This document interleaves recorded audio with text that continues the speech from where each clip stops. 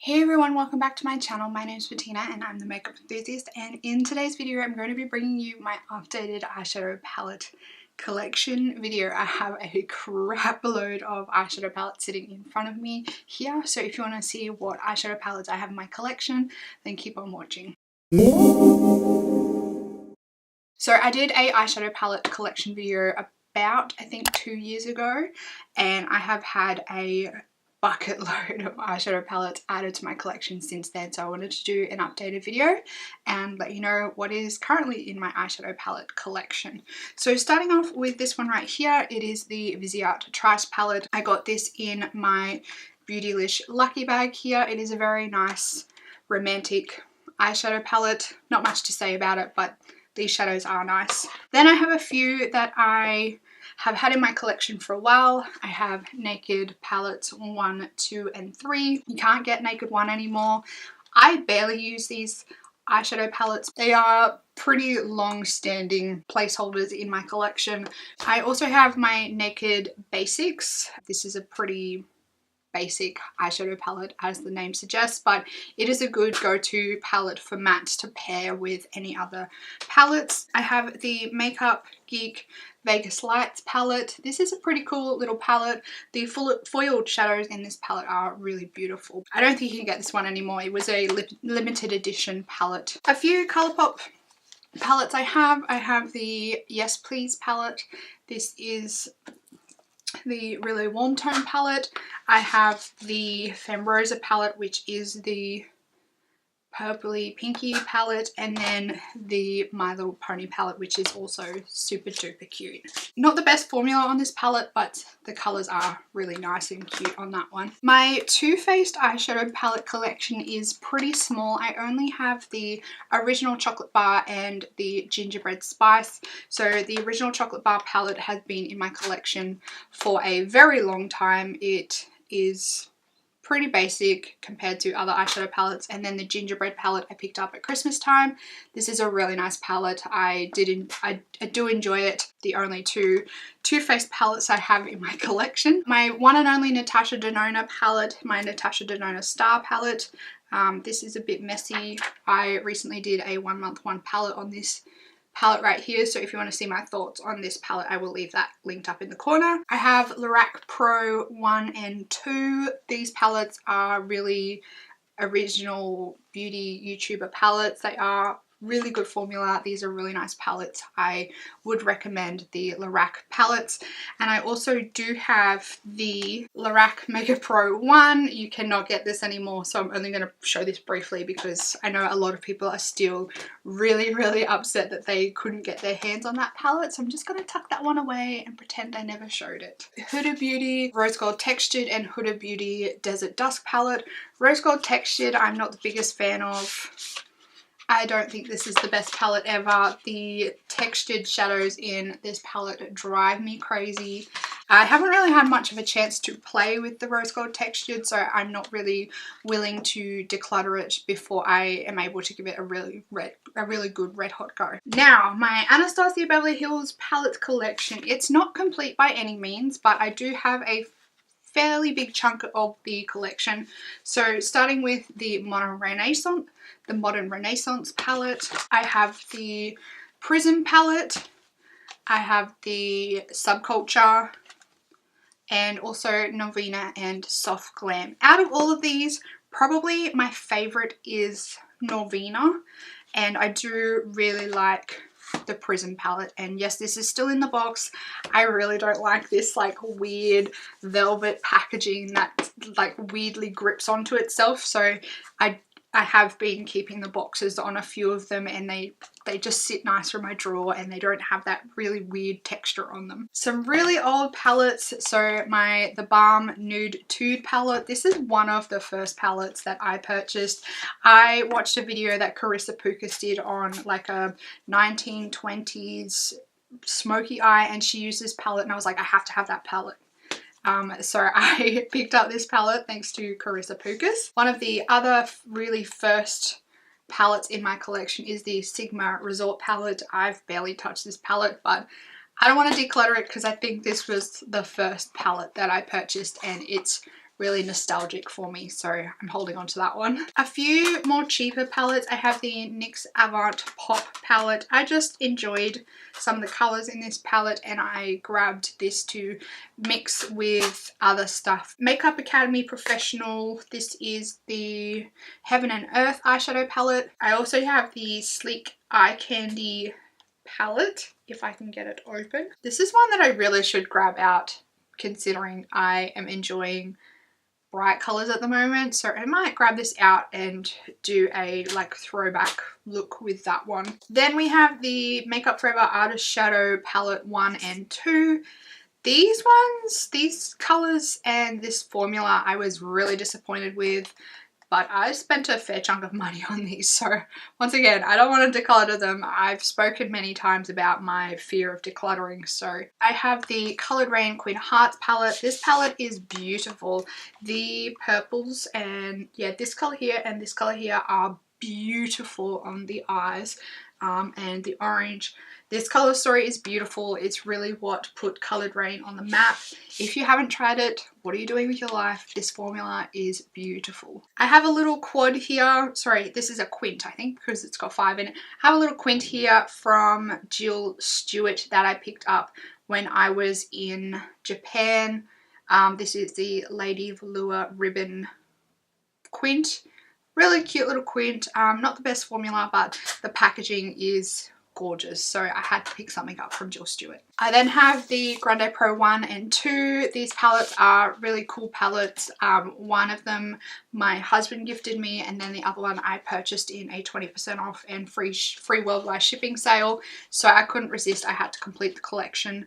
Those two are pretty good palettes. I much prefer the shimmer version, so the Grande Pro 2 over the Grande Pro 1. One of my absolute favourite palettes in my collection is the BareMinerals Aurora Lights palette. This was the Christmas palette for 2018 from BareMinerals, and this formula is absolutely amazing. I am usually a big fan of the BareMinerals formula, but this palette blew it out of the ballpark for me, so I am really hoping that BareMinerals continue with this formula going forward, because it is a stunning formula and I think this palette is amazing. It's a good like everyday go-to palette with a bit of a flair and pizzazz for me, so I really love this palette. The Saffron palette by Super Beauty. This is only a very recent addition to my collection, so I haven't had a chance to try it yet, but I am excited to try it. I've seen amazing reviews of this palette, so I'm excited to check it out and see what it's like. Another one of my absolute favorite palettes in my collection is the Kristen Leanne and Urban Decay palette. This is kind of the formula that I was really hoping the Game of Thrones collection was. The shimmer formula in this palette is second to none. It is absolutely amazing. It's one of the best formulas that I have ever seen from Urban Decay, so I am really hoping that they bring something back like this, because this formula is phenomenal. It doesn't have to be these same colors.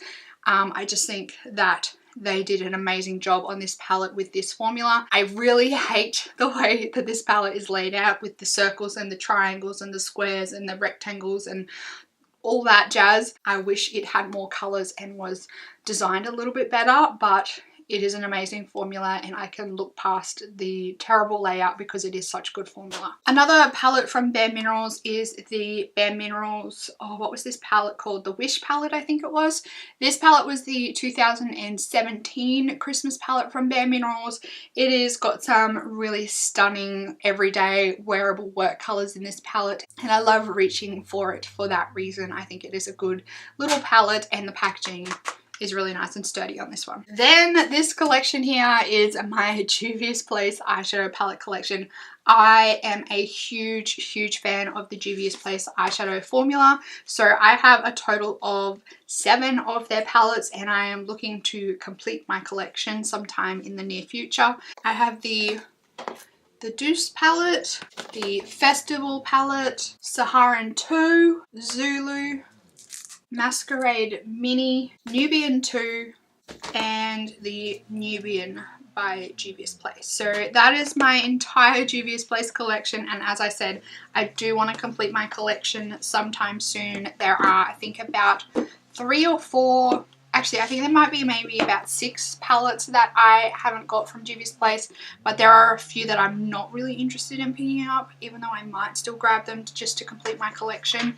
But this is probably one of the eyeshadow palette formulas that I am actually willing to complete the collection with. Everything else where I have more than one of the palettes from that particular brand, I'm okay with not having the full collection. Then I have a few palettes from Dose of Colours. Firstly, I have the I Love Sarah E and Dose of Colours collection. Now, Mel Gold convinced me to pick this one up. She said it was a amazing little palette, so I couldn't resist when they had their Black Friday sale. I have the Marvelous Mauves, which I have been wearing this past week with my work makeup, and I've been combining this with my Stila Magnificent Metal in, I think it's in Grace, and it looks beautiful. Then we have the Snow Angel palette, which was a Christmas limited edition palette. And last but not least, the Desi and Katie Francation palette. So that's my Dose of Colours palette collection.